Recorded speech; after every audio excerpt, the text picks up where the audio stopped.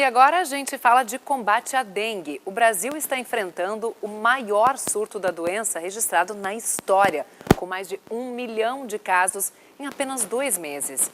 E uma das estratégias para prevenir o contágio pela doença é o uso de repelentes. Para dar dicas sobre como usar o produto, a gente conversa com a médica dermatologista Juliana Bosa, secretária da Sociedade Brasileira de Dermatologia.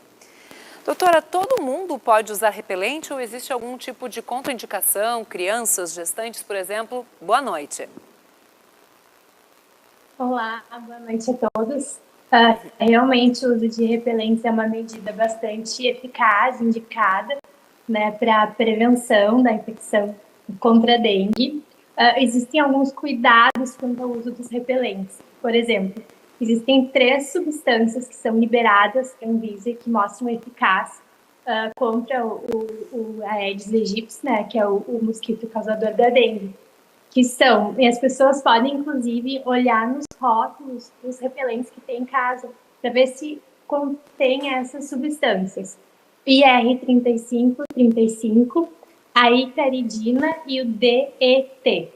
Né? Conforme a faixa etária, há uma liberação para o uso desses repelentes.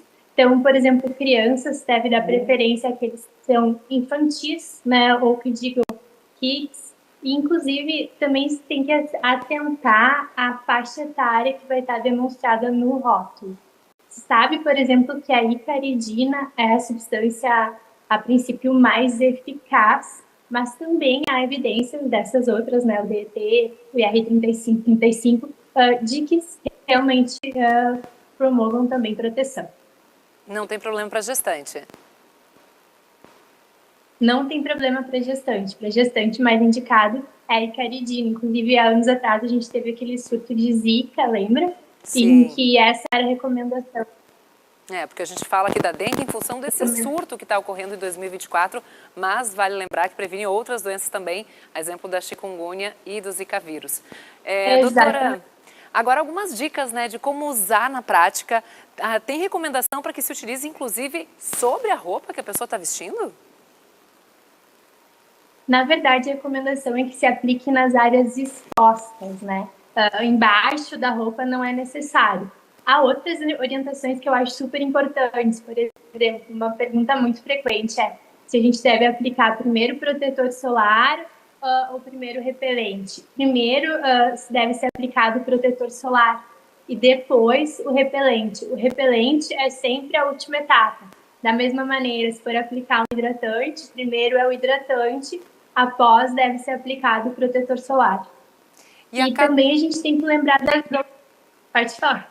Não, fica à vontade para completar. Eu ia perguntar sobre a cada quanto tempo, né, a gente precisa repassar o produto e se varia dependendo da temperatura também, porque o suor, pelo que eu pesquisei, pode acabar fazendo evaporar mais rápido, né?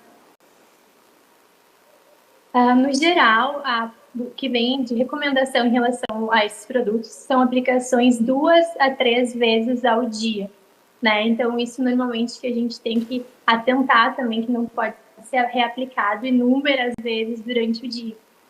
A gente tem que lembrar também que existem outras medidas que podem ser adotadas, né, que auxiliam também na questão de repelir os insetos, né, como repelentes elétricos, né, alguns tipos de roupas também, né, usar roupas para o que auxilia a prevenir a chegada do inseto. Também aquelas questões que são de saúde pública e que sempre vocês que são da imprensa vivem reforçando, né, para evitar a proliferação, né, evitar que haja água parada. Claro. Então, tudo isso também faz parte de todos esses cuidados que a gente tem que levar em consideração. Existe alguma diferença entre repelente em spray ou creme? O que é melhor, com ou sem cheiro? Pode comentar um pouquinho sobre os diferentes tipos de produtos disponíveis no mercado? Claro, a gente tem, então, em spray, a gente tem cremes, desde que eles contenham essas substâncias nas concentrações que são recomendadas de acordo com a faixa etária, vamos repetir, né, icaridina, IR35, 35 e o DET. Eles são eficazes, tanto na forma de creme quanto na forma de spray.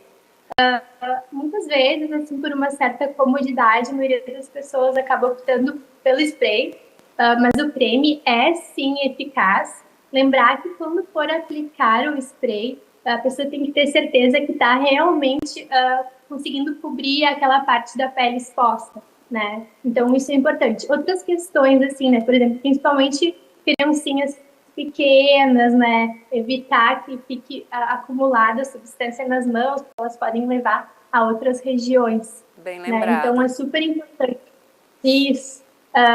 É importante assim, que elas evitar para que elas levem à boca, por exemplo, óleos. Produtos caseiros, algum que seja recomendado, alguma dica? Ou melhor não, a eficácia não é comprovada? O que acontece? Tem até, quem tiver um interesse maior, pode até pesquisar, tem no site da Anvisa, tem recomendações em relação a esses mitos populares e até produtos reconhecidos como citronela, por exemplo, né? A gente tem velas de citronela, adesivos, né? O que acontece? A duração desse tipo de repelente, ela é mais efêmera, dura menos. Não é que eles não sejam eficazes, é que a eficácia deles é muito inferior ao que a gente tem em termos de outros tipos de repelentes, tanto os elétricos quanto que a gente tem sprays, cremes nesse sentido. Então, realmente, assim, reforçar a importância dessas medidas que são reconhecidas, como o uso de repelente em spray ou creme, repelentes elétricos, uso de roupas, né? E também as outras medidas para evitar a proliferação do mosquito. Tá certo. Conversamos então com a dermatologista, a doutora Juliana Bosa, secretária da Sociedade Brasileira de Dermatologia. Muito obrigada por compartilhar com a gente essas dicas para o bom uso do repelente e prevenção da dengue. Boa noite. Obrigada, boa noite.